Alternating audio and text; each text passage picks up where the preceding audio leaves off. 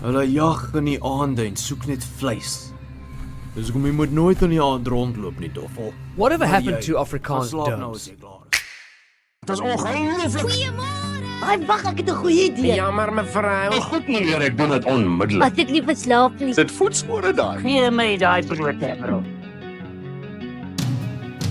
Back in the day, there was a varied amount of cartoons that were dubbed into the South African language of Afrikaans. Now, anime is a different story. See, anime back then was just a cartoon to us. Japanese or otherwise, it was just a cartoon. But anime as we know it would work oh so well in an expressive language like Afrikaans. And so, because it wasn't being done yet, I figured I'd do it myself.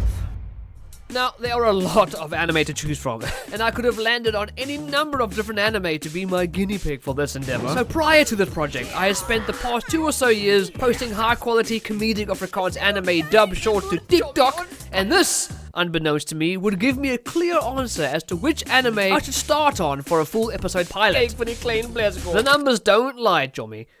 Demon Slayer, Jommy. It's new, it's popular, it has a fervent fan base, and it never failed to draw high numbers. So Demon Slayer, it was. I even got a local musician to make a theme song. Local is lekker chommies. Link to his channel below. Please go subscribe, it's incredible. Now I have no legal right to do a dub of any variety, although I can however do so in an abridged format, so that's exactly what I opted to do. Though this would require more work on my part. I'd have to rewrite the script, inject my own plots and subplots, insert my own humor that both reflects the source material while maintaining the sense of humor South Africans have, change character names that fit the greater story that I need to retell, and the hardest part, casting. See, up until this point, I had done all the dubs myself. The voice acting community, at least in my experience in South Africa, specifically in the Afrikaans language, is not a very active one. At least not in the vein of voice-over for cartoons, etc. Rather, it is active in its own regard when it comes to radio and advertising, which of course makes sense. That's where most of the voice work is for many anyways. More on this later. So I had to look to amateurs? Anime fan that just so happened to have wanted to try voiceover all this time. And so began the casting call.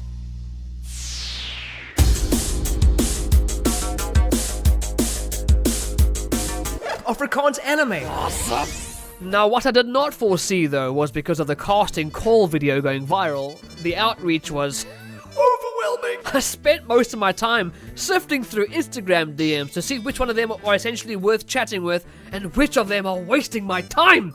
Oh wonderful, this person's interested in the voiceover work but doesn't own a microphone. What am I supposed to do with that? Oh, and this person's 14 years old and demands to voice in it soon. Yeah, no, oh, I can talk to you, save. And this person's got a 300 Rand gaming headset mic.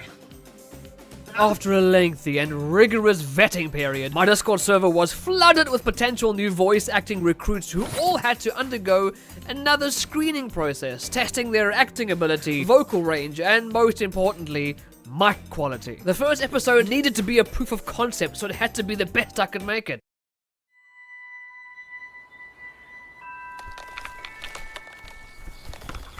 As strenuous and at times painful this process was, what I did find though were diamonds in the rough. These amateurs, many of which had done no prior voice work, were truly amazing, and some were teetering on something great, but untapped, so what they needed was coaching.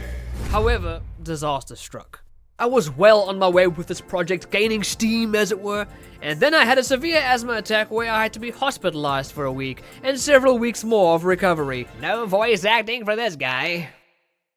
I was severely behind schedule, a schedule I put in place, mind you, but I was delayed. See, I wanted the pilot done within a month or so by the time the asthma attack thing happened, and before I realized it, I was 3 months in, and nowhere near done. I tend to find myself neck deep in creative projects that I have no business in, but that's how I learned, strangely enough. I had never written a script for a voice acting project before. I had never coached anyone in voice acting before. I wasn't even a full-fledged voice actor myself. I had never done any editing like that which is required for this dub, and I certainly had never done any sound design like this before. But for some reason, at no point did that even cross my mind. I was blindly convinced that I could figure this out.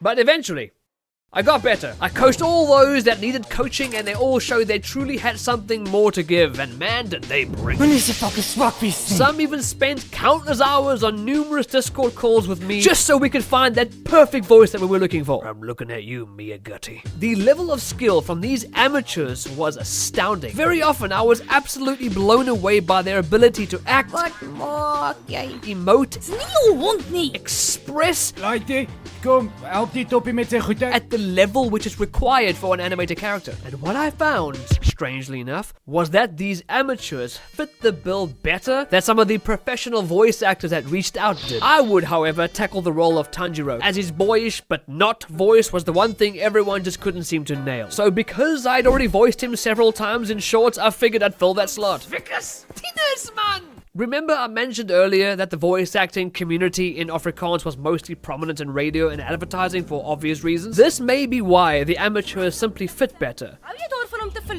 The professionals were experienced in a very particular way of voiceover, but when it required them to provide very animated, cartoonish voices, many of them struggled. It was simply something they had a difficult time tapping into, which again is understandable. This does not detract from their incredible skill. Many of them had silky smooth voices that I often wished fit a tad better into our project. But alas, I had to make the hard choices, and after several weeks of screening and vetting new voice actors, I had my cast. Now, arguably, the most daunting task ahead of me was the story and script and world building. Yes, some might argue I have an easier time than most here, as the source material is already there for me to use, so the groundwork is already there, to which I agree. However, up till this point, I had never done anything like this, so it was daunting to me. But as I mentioned earlier, I just blindly knew I could figure this out. I can simply say, I am driven by the need to create, and I very often don't have a hand on that wheel. It's why I have so many skills that cap out at proficient, but never savant, if that makes sense. So on that note, it was an act of following the story and simply changing minor things, and following the story more and changing more things, and that eventually just builds upon itself, which in turn led me to such changes as the main character Tanjiro, more on his name change in a moment, saying things incorrectly or calling something by a wrong name, a name that he was taught from the folks that he grew up with in the same country environment, which gave me a great opportunity to insert a piece of South African folklore, the Tukulush. See, because Tanjiro is more of a country folk away from the modern world of that era, he incorrectly calls demons Tukulushis, even though he is constantly corrected by Giyu, more on his name change in a moment, and as we progress in the story, many more will correct him, and that, these jommies, was my first running joke. One of the hardest things to do is writing comedy. If you are a naturally funny person, you can attest to this. People always tell you, Gary, you funny, you could be a comedian. but being naturally comedic and writing comedy, well, they are so vastly different. Now for me, thankfully, from all this time doing anime dub shorts on TikTok, it did in essence prepare me for this, as I had already done much of the trial and error. There's this fine line you have to walk, keeping the way in which comedy is written and performed in anime, and writing in your own version of that humor in the way South Africans would enjoy, as humor across cultures differs, so not too much Japan and not too local, somewhere in the middle, and I seemingly found the sweet spot.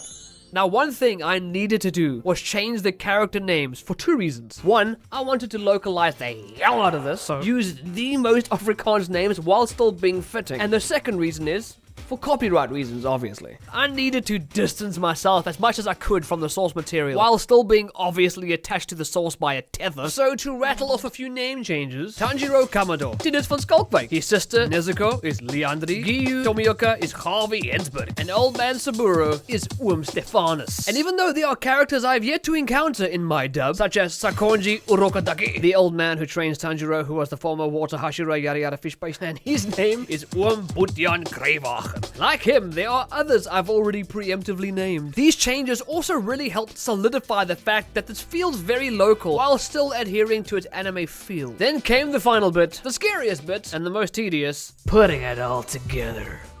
Now, I had a pretty good idea on what to expect when doing this. I have years of video editing under my belt at this point, including some amateur skills in sound design.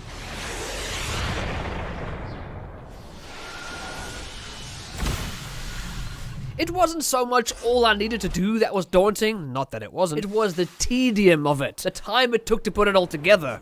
Most of it was ambient sounds like birds chirping or some subtle wind and snowy footsteps. Then it was inserting music for the scene. Then came the voice lines. As I mentioned previously, these were amateurs who did indeed go above and beyond to get suitable mics or properly set up their existing mics. However, majority weren't studio mics. So there was a lot of sound editing on my side to get the audio to be the absolute best it could be, which was a lengthy endeavor. But the results were amazing. Editing in the sounds to fit in the environment it was in, some retakes here and there, some grunts and some growls later, and after 3 weeks of editing, after hundreds of whooshes and swishes, and sword swipes and clangs, thousands of footstep sounds, hours of voice editing, months of planning, hospitals, delays, casting, writing, voice work and editing, I had my full episode of Afrikaans Abridged Demon Slayer. To say I was proud, not only of myself, but of the amateurs that shone like they were pros all along, is an understatement. It was done. It was good. I was as happy as can be. But now came the other tedious bit. Advertising. So to everyone who made it this far, please consider subscribing to see all I make and all I do. Please follow the link below to Rumble where you can watch the full episode and see the fruits of our labor. Also, please consider supporting the project on Patreon to help us get more episodes out and potentially do other animes in Afrikaans in the future. Oh, lekker man, goodbye.